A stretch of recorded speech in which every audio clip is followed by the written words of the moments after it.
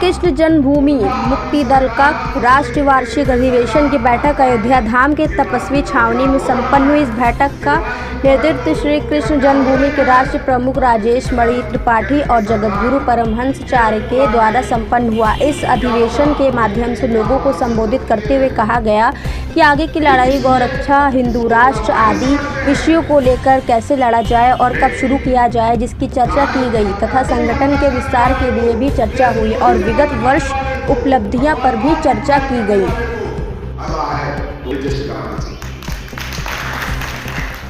हमारा भाई सनातनी है, वो हत्यारा हमारा भाई नहीं है, वो मांस खाने वाला हमारा भाई नहीं है। अब भारत में जितने ईसाई मुल्ला हैं, इनको वोट देने का अधिकार खत्म कराएंगे।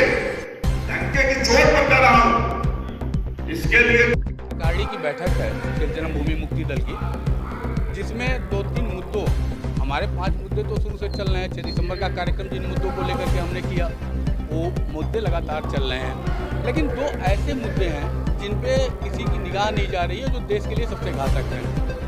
आज मिलिट्री, हमारी जो सेना है, और रेलवे के बाद अगर सबसे ज़्यादा ज़मीन किसी के पास है, वक्फ बोर्ड के पास, और वक्फ बोर्ड में भी केवल कुछ % जो मुस्लिम जात के उच्च जात के लोग हैं, उन्हीं लोगों का कब्जा है।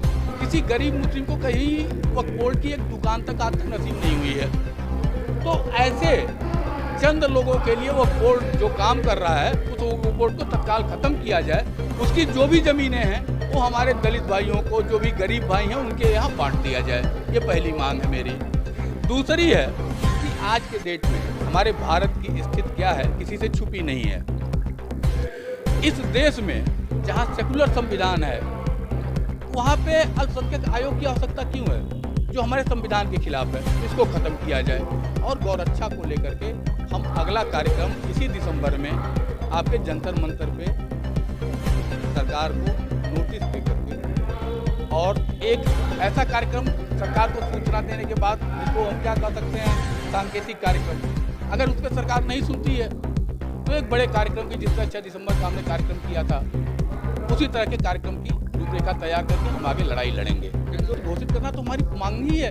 आप बताइए, जो 4 सूत्री कार्यक्रम है, उसमें पहली मांग गौरक्षा, दूसरा हिंदू राष्ट्र, तीसरा सभी मंदिरों को मुक्त किया जाए सरकार के नियंत्रण से। भाई हमारे ही मंदिर क्यों? एक भी ईसाई का कोई मिशनरी तक नहीं आपके अंदर है, एक चर्च नहीं आपके अंदर है, एक मुसलमान का मस्जिद से लेकर के और जगह जगह उनके अरबों खरबों रुपए कमा रहे हैं मजार तुला करके, जो उनके यहाँ जायज़ भी नहीं है, उस पर नहीं आपका टैक्स है। हिंदू मंदिर पे ही क्यों टैक्स है? तो इस तरह 4 जो हमारी मांगे थी, वो तो शुरुआत से चल रही है, उस पर लड़ाई तो चल ही रही है। लेकिन तत्कालीन 2 मांगे इसलिए हैं, इजराइल में जो हो रहा है, हमारे कश्मीर में हमारे हिंदू भाइयों को काटा गया, तब एक भी मुसलमान कभी आवाज़ नहीं उठाया, किसी को दर्द नहीं हुआ।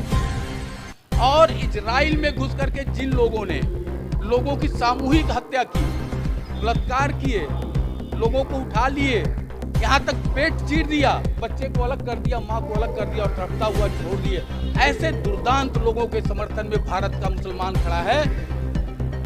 और भारत में ही जो हमारे कश्मीर बेटियों के साथ हो रहा था, एक भी मुसलमान नहीं बोला था।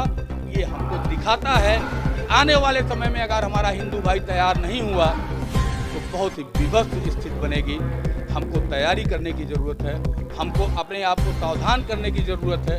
और इसलिए सबसे ज़रूरी है कि इन 2 चीज़ों को देश से ख़त्म किया जाए। अगर ये 2 चीज़ें खत्म होती हैं तो हिंदू का आत्मबल भी बढ़ेगा और इन लोगों का आत्मबल गिरेगा भी।